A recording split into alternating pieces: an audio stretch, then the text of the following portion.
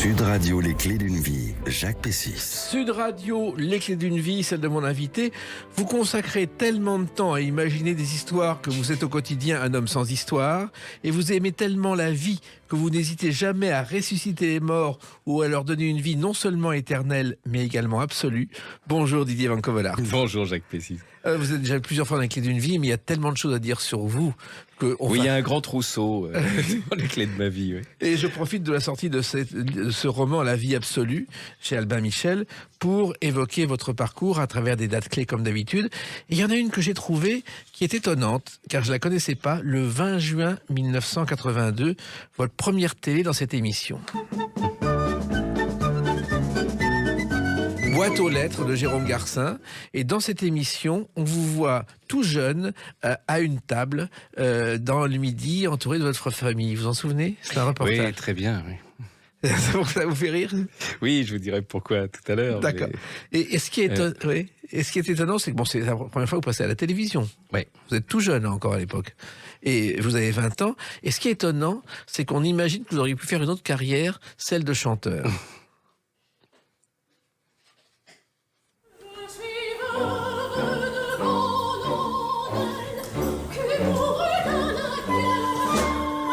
Car le début de la séquence, on vous voit en train de chanter Offenbach, La Grande Duchesse de Gerolstein. C'est assez étonnant, Didier Van Covelart. Oui,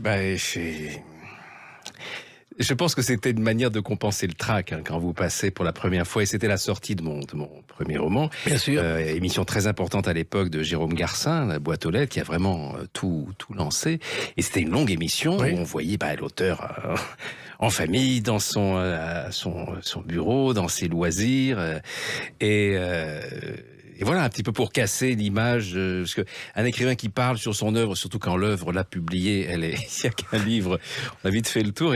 Et oui, c'est vrai que tout à coup, on avait découvert avec Rachel Assouline, la femme de Jean-François Kahn, qu'on avait une passion commune pour l'opéra bouffe, Offenbach. On s'était mis à chanter Offenbach le jour où on préparait l'émission, et naturellement, ils m'ont piégé, après en disant, mais vous aimez bien nous chanter quelque chose, alors là où vous êtes complètement ridicule en vous dérobant, ou alors vous plongez. Et vous avez plongé, remarquez, La Grande Duchesse de Gerolstein, c'est quand même un classique, puisque Napoléon III, le prince de Galles, l'empereur de Russie, le roi du Portugal et le vice-roi d'Égypte ont assisté aux représentations à l'époque. Oui, bien sûr, c'était tellement drôle, et c'était tellement... Et si vous voulez, le rire en musique qu'Offenbach a réussi comme personne, et quelque chose que j'essaie toujours dans mes phrases, la musicalité des phrases qui amène le sourire par le jeu des contrastes, des décalages, des contre-pieds. Voilà, c'était pas non plus une aberration de chanter Offenbach pour parler de mon roman. Voilà, justement, cette émission, d'habitude, on vient sur le plateau parler de son livre. Là, vous êtes en famille, dans le midi, à Nice, Didier Van Covelart. Ah, évidemment, le journaliste avait interrogé les parents, et aussi, j'allais dire surtout, la personne sans qui, peut-être, ce manuscrit n'aurait pas... cheminé jusqu'à l'éditeur, qui était Madame Vendôme, la secrétaire de mon père, que je détournais, puisque j'ai commencé à écrire à 8 ans, et je lui faisais taper mes manuscrits en cachette de mon père, qui je pense était au courant, mais faisait semblant. Et cette dame a tapé gratuitement des milliers de pages, mais comme c'était sur les fournitures du cabinet d'avocats, elle tapait sans interligne, c'était des blocs. J'avais plus de place pour faire mes corrections, alors je râlais et tout ça. Mais voilà, cette dame qui est morte il n'y a pas très longtemps, je lui envoyais toujours le premier exemplaire de mes livres en service de presse. C'était ce rituel. Ça a été la première qui a partagé en cachette de mes parents mon univers romanesque. Voilà. Et univers romanesque qui est valable à l'école, puisque dans cette émission, on voit quelqu'un lire une de vos rédactions en classe de 3e, Didier Van Covelart.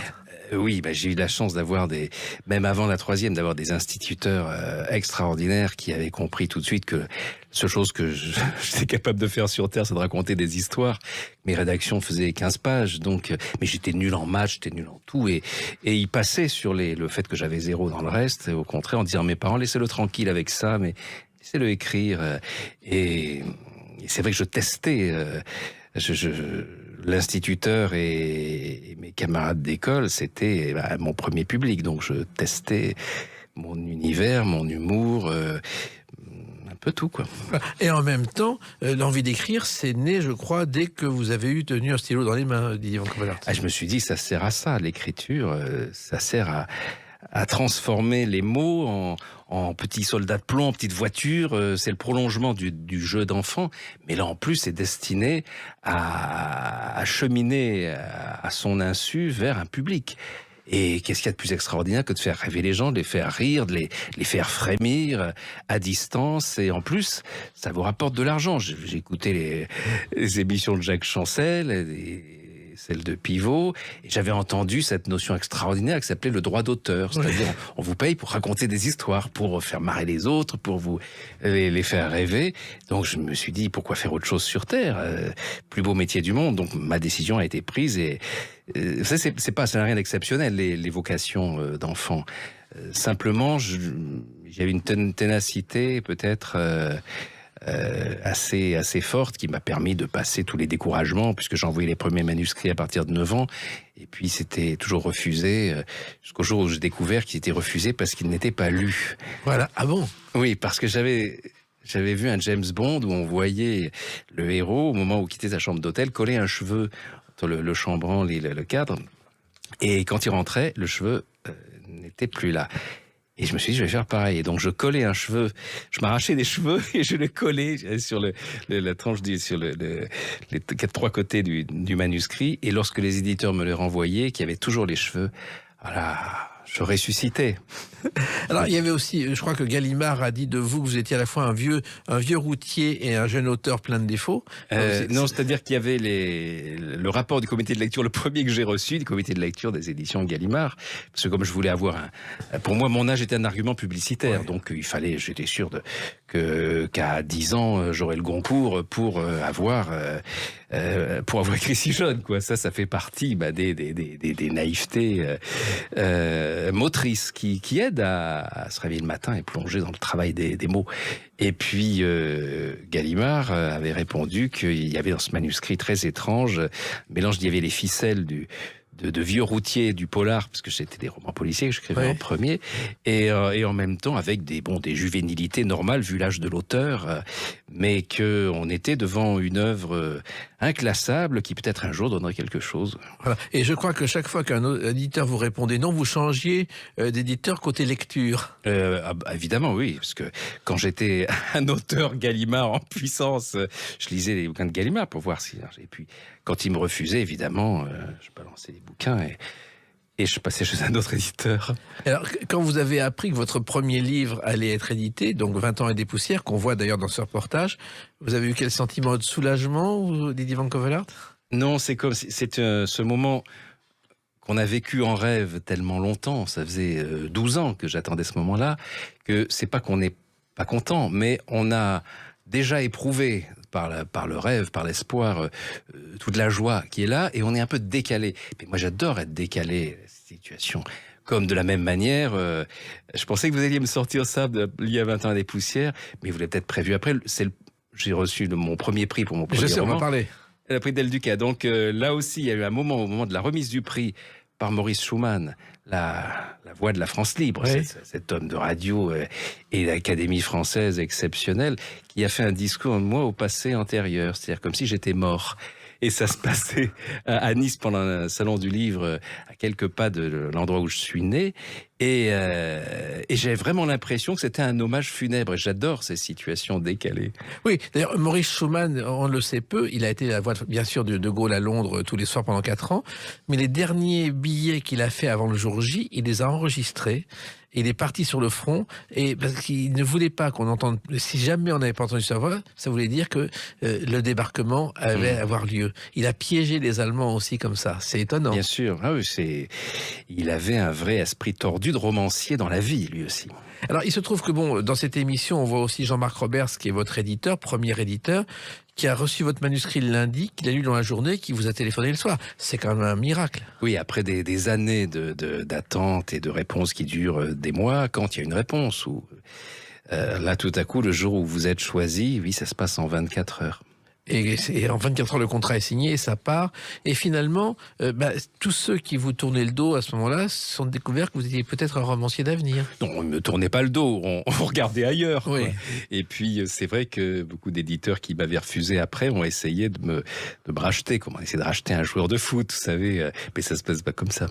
Et d'ailleurs, Jean-Marc Roberts avait parlé à propos de ce livre du premier roman rêvé, parce qu'il y avait tout ce qui pouvait plaire au public. Ouais, c'est Jean-Marc Roberts, c'était un éditeur merveilleux et un ami irremplaçable. Et c'est... D'ailleurs, il y a une réédition là de 20 ans et des poussières pour les 40 ans. Le livre a déjà 40 ans. Et les éditions Point ont ressorti le livre en me demandant une préface. Et dans cette préface nouvelle, qui fait un peu le bilan de toutes ces 40 ans de publication et de mon rapport à ce premier roman, ça m'a donné l'occasion justement de rendre cet hommage à cet éditeur rêvé, car lui aussi mérite l'adjectif. Et vous dites dans ce livre, et lorsque vous en parlez, que vous croyez à la joie plutôt qu'au bonheur, Didier Van Covelart. Disons que la joie est plus fiable que le bonheur. On risque, la joie peut s'entretenir tout seul. La joie peut, à travers les épreuves, la joie est une force motrice. Le bonheur, quand on a la chance de l'avoir connu et qu'on vit le drame de le perdre ou de le sentir s'user, se déliter, c'est terrible. C'est beaucoup plus difficile de retrouver un état de bonheur. L'état de joie, vous pouvez prendre une claque, vous pouvez vous énerver, vous pouvez... quand vraiment vous êtes construit sur qu'est-ce que c'est la joie, c'est une énergie, c'est un regard sur le monde qui fait que tout à coup tout ce qui devrait vous énerver, vous exaspérer, tout ça vous fait rire parce que vous trouvez un angle qui le rend supportable, ridicule, partageable avec les autres et qui permet de redonner un peu d'oxygène et de faire mieux respirer le monde et vous-même. Donc là, oui, la joie est un élan, le bonheur est un état. Nous allons avoir la joie de continuer à parler ensemble à travers une autre date, le 22 novembre 1985. À tout de suite sur Sud Radio avec Didier Van Covelart. Sud Radio, les clés d'une vie, Jacques Pessis. Sud Radio, les clés d'une vie, mon invité Didier Van Covelart. Nous parlerons tout à l'heure de La vie absolue, votre nouveau roman chez Albin Michel, qui est une suite. Et le 22 novembre 1985, à la télévision, il y a pour la première fois cette série. Ah, vous êtes là. Bon, j'ai une affaire urgente au fil. Ah ouais, c'est-à-dire que moi aussi j'en ai une. Madame et ses flics. Alors il se trouve que c'est votre première série télévisée et cette série est née à l'époque où les femmes flics à la télévision, ça n'existait pas, Didier Van Covelart. Oui, c'est une chose qui est peu connue dans ma biographie. J'ai inventé la femme flic. Oui. La première fois, un commissaire de police, commissaire Valence, et que jouait Françoise Dorner. Il y avait Éric Collin, Jean-Pierre Castaldi, qui faisait son adjoint, et puis Jacques François, Roger Carrel. Il y a eu un casting extraordinaire. 12 épisodes de 52. Oui, et ça a été l'une des premières ventes de la télévision en Chine. Ça a été donc les Français ont eu grâce à nous, grâce aux producteurs de la série, une image de précurseurs féministes avec des premières femmes, et ça leur paraissait tellement aberrant et tout que c'était devenu là-bas en Chine une très grande série comique au deuxième degré. Ils faisaient beaucoup rire les Chinois. Alors que chez nous c'était une série de suspense où il y avait de l'humour aussi, mais c'était plus le format Colombo, dans l'esprit, avec cet humour décalé et ce vrai suspense que les autres programmes avec des femmes flics qui se sont inspirés peut-être d'une autre, oui. Et comment était née cette idée, Didier Van Covelart ? Alors c'était le producteur Henri Spad qui avait lu mon premier roman et qui me convoque dans son bureau au but de Chaumont. Henri Spad qui était un pionnier de la télé, il avait fait d'une des premières télévisions La joie de vivre, justement. Absolument. Et Spad, qui était déjà à un âge avancé, a une passion, une intransigeance absolue, qui me dit, vu comment vous écrivez des dialogues, il faut absolument que vous fassiez une série. Donc voilà, je vous commande cette série et que j'ai écrite avec Richard Caron. Et voilà, et on est parti pour cette aventure était assez extraordinaire, qui était un très, très gros succès d'époque, aussi de curiosité, et qui avait permis de rencontrer une femme formidable, le commissaire Martine Monteil, qui après a eu la carrière très brillante que l'on connaît, et qui a été notre conseillère technique et tellement heureuse, parce que c'était rare, une femme. Patron, il y avait peut-être 2, 3 femmes commissaires en France à ce moment-là. Donc, je dirais pas qu'on a participé à cette extension du féminin dans la police, mais ça a été une date importante. Oui, parce qu'en plus, vous avez découvert l'écriture télévisuelle, ce qui n'était pas au départ votre passion, Didier Van Covelart. Ouais, les dialogues ont toujours été ma passion. En même temps que je faisais mes romans, j'écrivais des pièces de théâtre, je jouais. J'étais dans une troupe de théâtre, je mettais en scène des spectacles. Donc l'expression par le dialogue, une chose que je connaissais. Le langage cinématographique télévisuel, après, quelque chose qui est venu de là. Mais j'ai toujours appris sur le tas. C'est avec l'expérience et les compétences des autres de votre équipe. C'est comme ça qu'on apprend. Oui, parce qu'aujourd'hui, il faut faire des écoles pour apprendre à faire des scénarios et des dialogues. Vous n'êtes pas passé par cette case-là. Mais très peu de... Comment vous dire, je reprends la formule de Jouvet, professeur d'art, elle apprend surtout ses défauts aux autres. Donc, on n'apprend pas l'humour, on n'apprend pas... on peut apprendre des techniques d'enfumage, de rigueur de construction, mais qui ne sont pas c'est pas ça qui va amener la marque d'un style, l'élan vital. Oui. Voilà, je suis un petit peu réservé, c'est vrai, sur la manière dont on apprend à écrire. Oui, c'est un côté machine. Établissement. Ouais. Non, ou en côté, comme s'il y avait une recette. Je veux dire, la sincérité, ça ne s'apprend pas. Les tâtonnements, je veux dire, s'il y avait un mode d'emploi, ça se saurait. Il y a quelques lois qui sont, voilà, la loi du rebondissement, la loi de... Pour moi, le meilleur conseil d'écriture, c'est le scénario d'Hitchcock. Dans sa première version, il y a une conversation très longue avec quelqu'un qui doit que le héros doit recevoir, et puis et ça passe pas. Le producteur dit il faut couper, et Hitchcock dit non, je ne coupe rien. Après avoir essayé de couper dans tous les sens, ça ne marchait pas. Il dit je ne coupe rien, j'ajoute. Et qu'est-ce qu'il ajoute? À un moment donné, au moment où le personnage va entrer, on voit l'autre, le héros, qui ouvre un tiroir. Dedans il y a un pistolet. Il vérifie qu'il est là et il referme le tiroir. Ça a suffi pour qu'on écoute toute la longue scène derrière en se disant à quel moment est-ce qu'il va sortir le pistolet. Vous voyez, c'est ça. C'est des trucs. Quand il y a des longueurs, il faut rajouter quelque chose. Alors, il y a aussi le cinéma, et le cinéma, vous devez beaucoup, je crois, à Georges Lautner, qui a été votre parrain, si j'ose dire, Didier Van Covelart. C'est pour Georges Lautner que j'ai écrit mon premier scénario à la demande du producteur Alain Poiret, qui était La Maison Assassinée, l'adaptation du livre de Pierre Magnan. Et vous étiez au service militaire à l'époque. Ouais, j'étais au service militaire avec Patrick Bruel, et j'ai présenté Bruel qui avait fait un petit rôle dans un film d'Arcadie, et puis qui avait enregistré Marre de cette nana, et je l'ai présenté à Lautner et à Alain Poiret.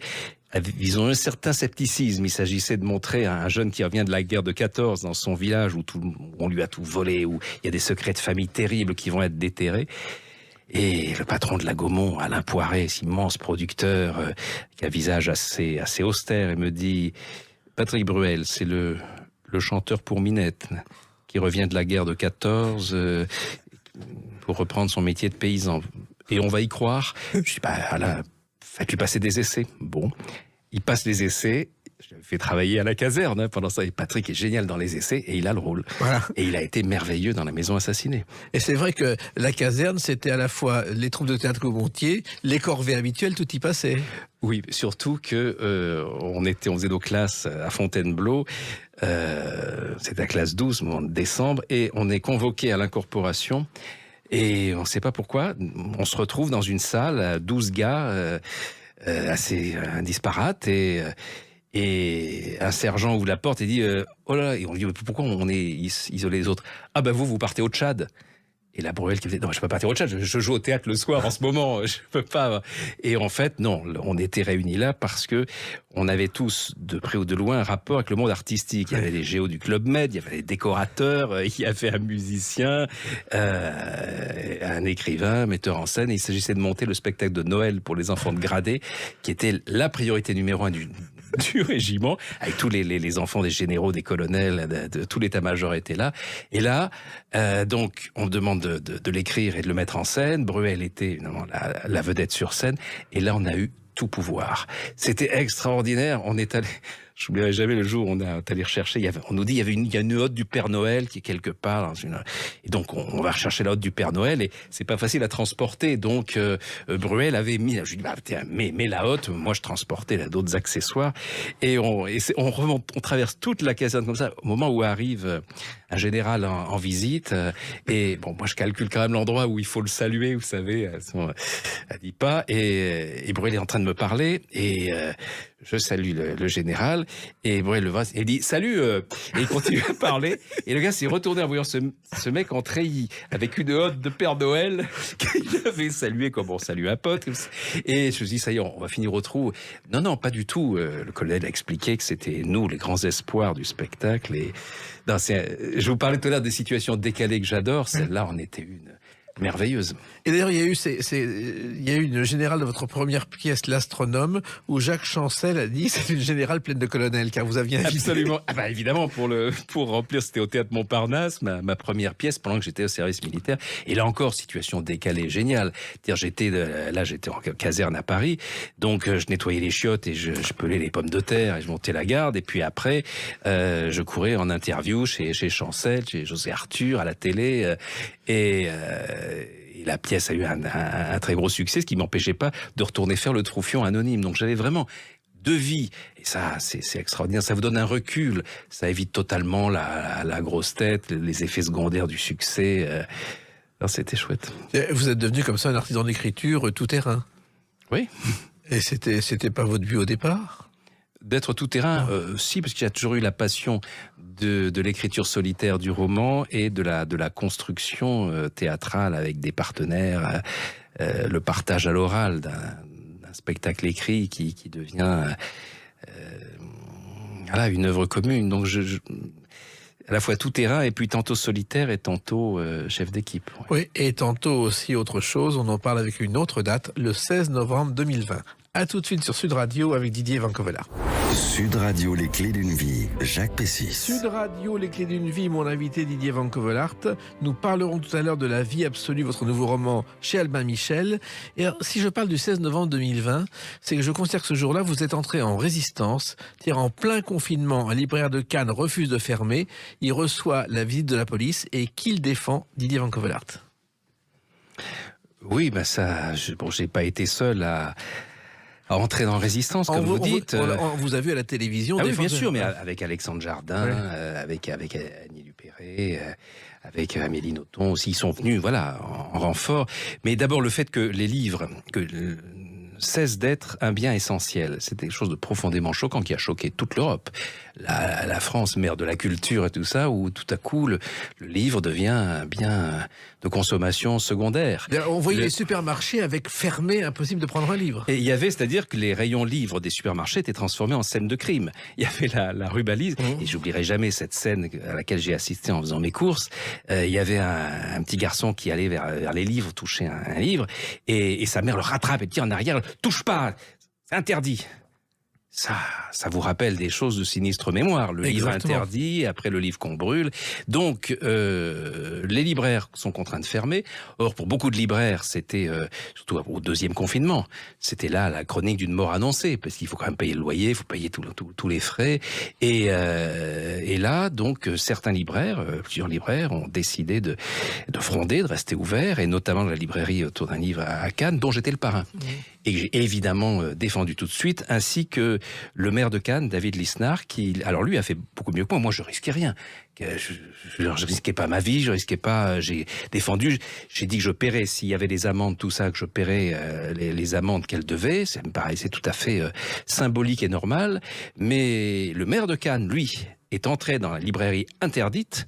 Il est allé acheter physiquement ses livres. Donc là, lui, il a commis un acte là de courage, de sens assez formidable. Et ce qui est assez agréable quand on entre comme ça, voilà, en rébellion, en résistance. C'est que les liens que ça crée avec les gens avec qui vous partagez ce combat-là sont des liens formés, des liens de joie dont on parlait tout à l'heure, des liens de fierté. On est heureux d'avoir fait ça. On est heureux de se dire on va peut-être prendre des coups, mais ça fait rien. Et puis voilà, on a gagné. On a gagné parce que le livre est redevenu un bien prioritaire. C'est même là, c'était pas oublier que c'était la cause nationale aussi de la littérature. D'un côté, les livres sont interdits d'accès et là, la lecture est une cause nationale. Donc, si nous, les écrivains, les artistes, ne sommes pas là pour rappeler un petit peu la réalité à ses devoirs et à son bon sens, qu'il fera. Exactement. Alors, il se trouve que vous défendez les libraires, et vous défendez le livre et vos livres, et pas seulement, parce que vous êtes l'un des plus fidèles dans les salons du livre, ce qui n'est pas très courant, Didier Van Covelart. Non, là, il y a pas de mérite à aller rencontrer son public, surtout que moi, au niveau la correspondance et des réseaux sociaux, tout ça, je suis très nul. Je peux pas à la fois écrire et correspondre. Donc là où j'ai vraiment du contexte, quand les gens viennent me voir en signature, là oui, je suis disponible, et on échange et c'est formidable. D'ailleurs, c'est ce contact avec les lecteurs dans les librairies et dans les salons qui est aussi à l'origine de La vie absolue. Les gens m'ont tellement demandé la suite de La vie interdite, le retour du héros Jacques. Je pense notamment un jour à une douzaine de jeunes femmes sourire au vent qui se précipitent vers mon stand avec un exemplaire de La vie interdite complètement ruiné, en livre de poche avec des pages qui pendaient comme des ailes d'oiseaux blessés, et elles s'excusent de me faire signer un livre dans un tel état. Elles me disent, vous savez, on est infirmière en soins palliatifs et vos livres ils tournent beaucoup.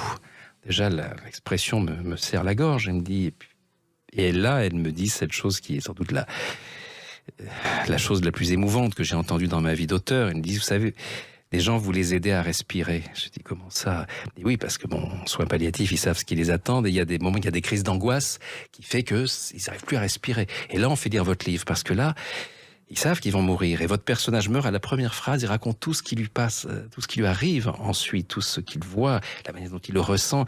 Et vous les faites rire tous, alors qu'ils sont concernés à un point qui normalement devrait les bouleverser, mais pas du tout. Et on observe ça à chaque fois. Donc vite, écrivez-nous la suite. Bon, j'ai mis 25 ans à écrire la suite. Je suis pas un rapide toujours, mais non, aller dans des salons du livre, rencontrer le public, c'est formidable. Mais en même temps, on fidélise ce public dans les salons du livre. Oui, puis en même temps, vous savez, j'ai la chance d'avoir beaucoup d'heures de vol, donc des jeunes gens qui, pour mes premiers romans, se sont connus, par exemple, autour de mon livre, en s'offrant un de mes titres comme ça. Après, ils ont fait des enfants, et maintenant, les enfants sont mes lecteurs. Ça, c'est génial. C'est toute une vie où vos romans accompagnent l'histoire des gens. Il y avait quelqu'un qui faisait beaucoup de salons comme ça, c'était Guy Descartes. Et un jour, il m'a raconté qu'il voit arriver devant son stand un monsieur avec un mètre à la main, et il mesure les tranches des livres. Et il dit, je prends celui-là. Guy Descartes dit, pourquoi? Parce que ça correspond exactement à la distance qui me permettra de remplir complètement ma bibliothèque. C'est extraordinaire. Il y en a qui achètent par couleur aussi. Ah oui? Voilà, oui, par dégradé. Alors, vous écrivez aussi tout le temps, c'est-à-dire que dès 5 heures du matin, vous êtes au travail. On n'imagine pas que la vie d'un écrivain commence à 5 heures du matin. Oui, c'est pas tous les jours, mais c'est fréquent. En tout cas, pour moi, c'est la solution de facilité. C'est beaucoup plus simple d'écrire en se réveillant très très tôt, oui. Avant le soleil, avant que les autres ne se réveillent. Moi, par exemple, quelque chose qui m'est impossible, c'est de rentrer après une journée avec une émission, des rendez-vous, et de me mettre à travailler en fin d'après-midi ou le soir. Là, non, ça demande de nettoyer tout le reste pour se retrouver vierge et frais, quoi. Et non, là, au saut du lit, je suis dans cet état-là, et c'était beaucoup plus simple. Oui, et en vérifiant chaque mot, en vérifiant le sens de chaque phrase. Oui, et puis j'écris à voix haute. Je fais ce que Flaubert appelait son gueuloir, pour avoir le retour son, pour voir si les sonorités correspondent aux émotions que je veux faire passer, si l'image qui naît des allitérations, du choix des mots, si ces images naissent au moment où je prononce à voix haute les phrases, et puis les changements de vitesse c'est important d'écrire à voix haute. Et d'ailleurs, à voix haute aussi, vous avez fait un jour une dictée liée à cette voix que vous allez reconnaître. C'est comme ça, c'est pas par hasard. Je déjeunais chez Pierre Lazareff et sa femme était Marcel assise à Pagnol, côté. car vous Oui. avez lu un jour une dictée de Pagnol. C'est pas Pivot, c'est Van Commelart, là. Oui, c'est-à-dire c'est à Aubagne, il y a Aubagne, évidemment très très marqué par Pagnol, tout ça, une ville d'enfance et il y a chaque année donc une dictée et donc Daniel Picouli a fait longtemps, on m'a demandé de le faire depuis 2 ans et donc en fait à partir d'un passage de Pagnol on écrit, j'emploierai un autre terme que celui qui est employé dans ce cas-là, on complexifie, on rend plus complexe, plus tordu, plus perverse la prose de Marcel Pagnol pour régaler les fanas d'orthographe qui vont se retrouver avec des pièges savamment orchestrés. Et alors la lecture, la dictée commence doucement pour les juniors, pour les enfants, et puis à un moment donné, ceux qui veulent s'arrêter s'arrêtent. Mais par exemple, l'an dernier, c'est un jeune qui a gagné et qui, lui, un jeune de 15 ans, qui est allé jusqu'au bout et qui a eu un score étonnant. C'est quand même encourageant parce qu'à une époque où on dit que la dictée n'existe plus dans les écoles, le public aime ça. Alors bon, là, vous me tendez une perche que je ne vais pas laisser passer. Tous ces tocards qui disent « mais l'orthographe, c'est ringard, faut arrêter d'emmerder les jeunes ». Ouais, vous dites ça à des jeunes qui, lorsqu'ils vont programmer informatique, un code, tout ça. S'ils font une erreur d'accent, tout ça, faut tout recommencer. Ils ont une rigueur, justement, le culte des accents, de l'observation. Donc pour eux, c'est non seulement c'est une chose, c'est la pente naturelle de leur travail, de leur concentration, mais c'est la clé de leur avenir. Donc, ce sont des vieux qui décrètent que les jeunes, comme qui nous disent, les jeunes ne lisent plus. C'est pas vrai, mon public n'arrête pas de se rajeunir. Il y a toujours le même nombre de lecteurs. Aujourd'hui, la différence, c'est qu'ils sont revenus depuis quelques années, depuis Harry Potter notamment, à une lecture qui demande beaucoup plus d'efforts. Ce sont des livres longs, compliqués, et comme l'était autrefois, L'île au trésor, les Alexandre Dumas, voilà. Et là, on est devant un public exigeant et qui préfère d'ailleurs lire des livres papier parce que ce qu'on peut faire, ils sont toute la journée sur leur écran, mais ce qu'on fait avec une liseuse, le geste, il est un peu ringard et pas très intéressant. Le papier, puis la couverture et l'objet est quelque chose qui ne mourra jamais. Oui, et d'ailleurs, la liseuse, entre nous, c'est un échec financier pour ceux et ceux qui l'ont conçue. Oui, de toute façon, vous savez, j'ai vécu toutes les étapes, du livre électronique, mais comme avant, comme il y avait eu l'invention de la télé, puis de la radio avant, de la cassette. Chaque fois qu'il y avait un nouveau support, on a dit le livre est mort. Ouais. Et regardez la cassette qui devait tuer le livre, elle est morte, la cassette. Ce support est mort. Mais la première fois qu'on a dit le livre est mort, vous savez, quand c'était ? Non. C'était lorsque Gutenberg a inventé l'imprimerie. Ouais. Et c'est les moines copistes qui ont dit le livre est mort, parce que leur conception du livre, un objet unique, par les enluminures, on recopie quelque chose existant, mais on en fait un objet unique. Et là, évidemment, l'imprimerie qui duplique le même objet, c'était la mort du livre. C'est vrai, d'ailleurs, Lynn Renaud l'a raconté dans ses mémoires parce qu'elle a vécu justement ce moment avec Gutenberg. Alors, il se trouve aussi, je reviens à Pagnol, ce que je ne savais pas, il a construit une voiture à 3 places qui a terminé sa course par 3 tonneaux lors du premier essai dans le parc Borelli à Marseille. Et je parle de voiture parce que je sais aussi que vous avez conduit la voiture de votre mère et que ça a posé quelques problèmes dans vos jeunes années, dit Van Commelart. Bon, j'ai toujours été un passionné de voitures. Je commençais par piloter des Dinky Toys quand j'étais gamin, puis très vite, j'ai voulu passer plus vite aux vraies voitures à un âge où j'avais pas le droit, quoi. Bon, j'ai causé quelques problèmes, mais je suis très proche de Pagnol dans beaucoup de domaines comme ça, son rapport à la nature, son rapport à l'eau, par exemple, au côté sourcier, mais bon, après, il y a ce que je raconte dans mes romans, qui très souvent est inventé, qui parfois, a été... Je passe à l'écrit après avoir vécu les scènes dans la réalité. Ça arrive souvent. Et vous écrivez toujours sur le bureau de Marcel Aimé, une de vos idoles. Oui, j'ai acheté aux enchères lorsque sa famille, après la mort de la veuve de Marcel Aimé, donc les bibliothèques, les livres et le bureau et le fauteuil ont été vendus. Et donc, j'ai enchéri à distance. J'avais des amis dans la salle et puis moi, j'avais prévu un budget pour avoir telle édition originale et plus le bureau et le fauteuil. le bureau et le fauteuil ont atteint une telle valeur que j'avais plus les moyens d'acheter les bouquins. Mais il y avait un marchand anglais qui voulait absolument l'avoir.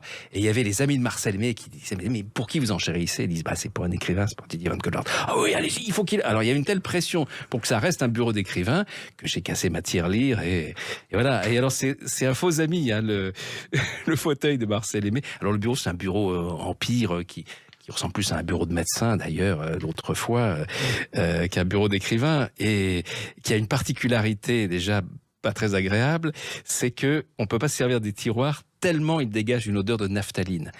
Il n'y a pas de boule de naphtaline dedans quand je l'ai acheté, mais c'est tellement imprégné que chaque fois que j'ouvre les tiroirs, la pression, vous vous rappelez ce qu'on mettait dans les manteaux de Vison dans les années 50, ces boules de naphtaline.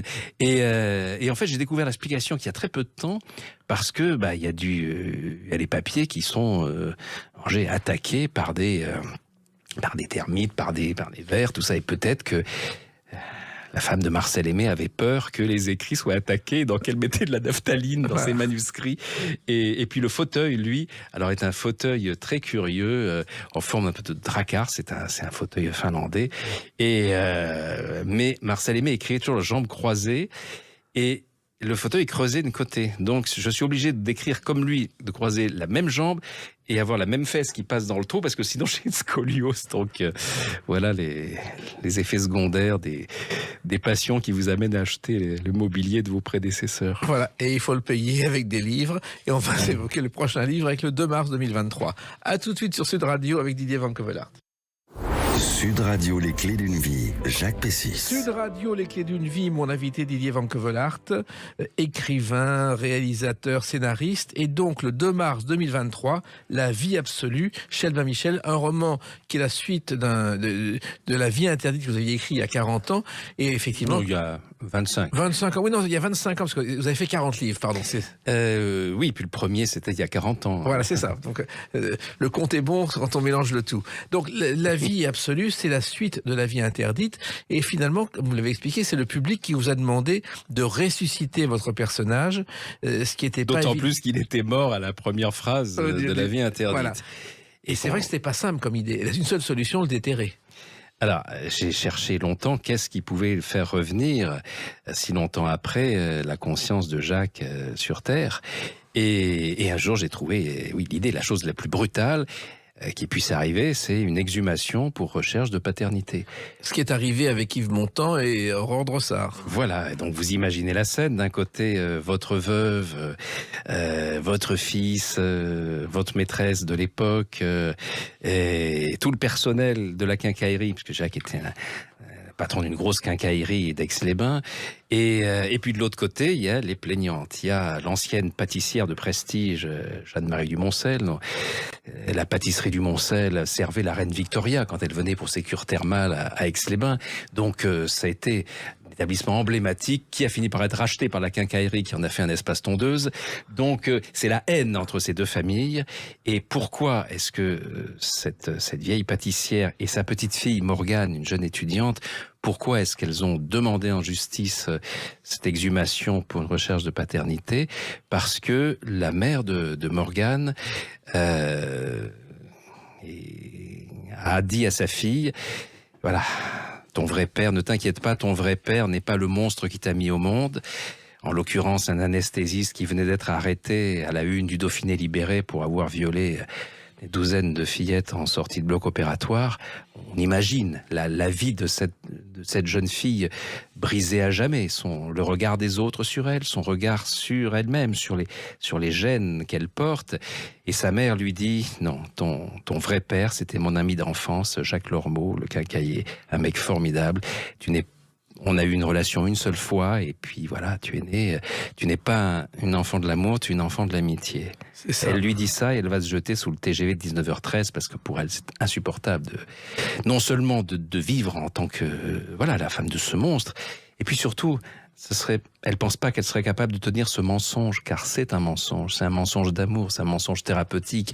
Et Jacques, dans son esprit complètement embrumé dans les vapeurs de l'au-delà, qui se retrouve devant sa tombe qu'on est en train d'ouvrir, petit à petit il reconnaît les personnes, les lieux. Il sort de cette espèce d'amnésie du défunt. Et il est raccordé évidemment à sa vie d'avant par les émotions brutales que la situation déclenche chez tout le monde. Mais lui, il sait qu'il s'est jamais rien passé avec la mère de Morgane, et Morgane a tellement besoin de croire que c'est son père. S'il n'y a pas eu l'analyse, le comparatif ADN, le bénéfice du doute aurait pu lui garder cette part d'espoir en elle, sauf que là, il sait que ça va être un drame terrible, qu'on va prouver qu'il n'y a aucun marqueur génétique, qu'elle est bien la fille du monstre, sauf que le fils de Jacques, Lucien, qui est un informaticien de génie, un grand hacker, vous savez, comme ces perceurs de coffres-forts qui deviennent des grands serruriers. Lui, il a créé une boîte de sécurité informatique, mais il craque tous les codes qu'il veut. Et là, il va s'arranger pour intercepter le mail en faisant des faux mails, ce qui s'appelle l'impersonation attack. C'est-à-dire, il se fait passer pour le juge des affaires familiales auprès du labo et inversement, en leur donnant de faux numéros de mail, de fausses adresses mail, et c'est lui qui reçoit le comparatif ADN, qui en fait prouve que Morgane n'est pas la fille de Jacques. Il le falsifie et il le renvoie comme ça au juge. Et donc, il se crée une demi-sœur.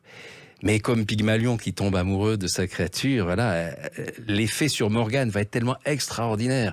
Et puis elle veut tout connaître de cet homme, se faire des souvenirs rétroactifs. Et c'est le petit Lucien, enfin le fils de Jacques, qui lui avait des rapports très très distendus avec son père, mais qui là en fait un héros à transmettre à cette jeune femme.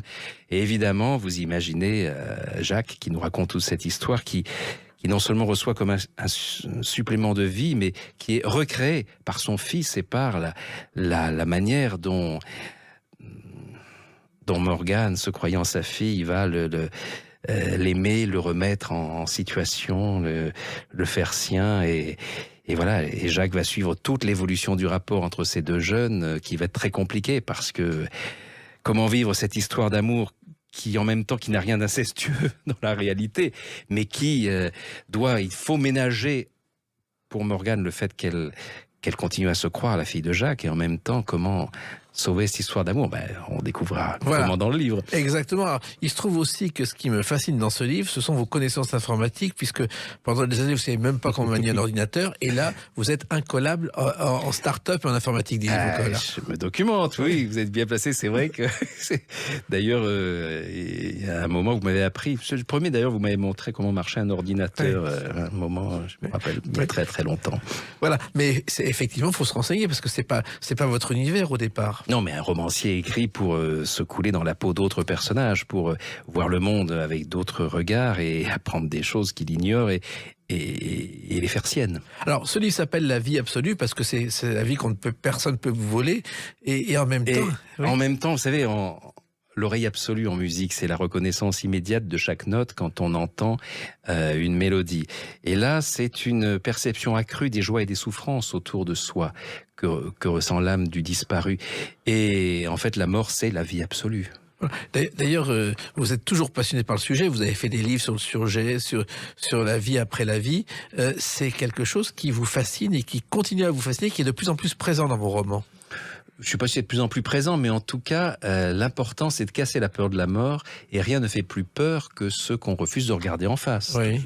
Là, le fait quand les lectrices et les lecteurs se mettent à la place de cet être défunt, désincarné, mais tellement vivant par ses émotions, par ses sentiments, par sa perméabilité aux émotions des autres. Qu'est-ce qui se passe quand on est mort? C'est qu'on est zappé par tous ceux qui pensent à vous, que ce soit en l'amour, en termes de désir sexuel ou de haine recuite. Donc vous êtes évidemment... Les personnes qui pensent à vous vous convoquent dans leur parage, dans leur raisonnement, et comment arriver à regagner une certaine autonomie, comment rester soi-même. Il y a tout un mode d'emploi de la mort dans ce livre qui apparemment fait beaucoup de bien aux gens. Et puis c'est vrai que le livre est drôle. Et pourquoi il est drôle? C'est parce que quand on est dans la peau d'un mort, on n'a plus peur évidemment de la mort. En revanche, les morts ont raison d'avoir peur des vivants, de par parfois leur pouvoir d'attraction, de nuisance ou d'émotions contagieuses qui risquent en même temps de vous enchaîner à nouveau sur Terre, alors que vous êtes destiné à repartir d'autres cieux. D'ailleurs, je crois que vous êtes mort à votre naissance. Oui, en tout cas, mon cœur s'est arrêté. Oui, je suis sorti après 30 heures d'accouchement très difficile, enfin pour ma mère, mais moi, en sortant, j'ai poussé mon cri, puis je me suis étranglé avec mon cordon ombilical. Du coup, on m'a plus entendu, mon cœur s'était arrêté, et pendant plusieurs minutes. Mais ça, je l'ai appris beaucoup plus tard, il y a juste quelques années. Et alors, est-ce pour cela que je n'ai jamais eu peur de la mort, de ma mort? Est-ce pour ça que j'ai toujours une vision très claire, simple et obsessionnelle de ce pourquoi j'étais sur Terre? Écrire, donner du rêve, du plaisir. J'ai jamais rien fait d'autre qu'écrire et mettre en scène. Donc, et puis, j'ai une empathie maladive. Pas uniquement envers les humains, mais envers les animaux, les végétaux. Il y a qu'avec les pierres où j'avais quelques distances, mais que je commence... Les grands spécialistes, les grands amoureux des pierres commencent à me convaincre que là aussi, il y a de la vie qui mérite d'être perçue et aimée. Et dans ce livre d'Yvan Covelart, vous évoquez un film dont la chanson est connue. Si toi aussi tu m'abandonnes.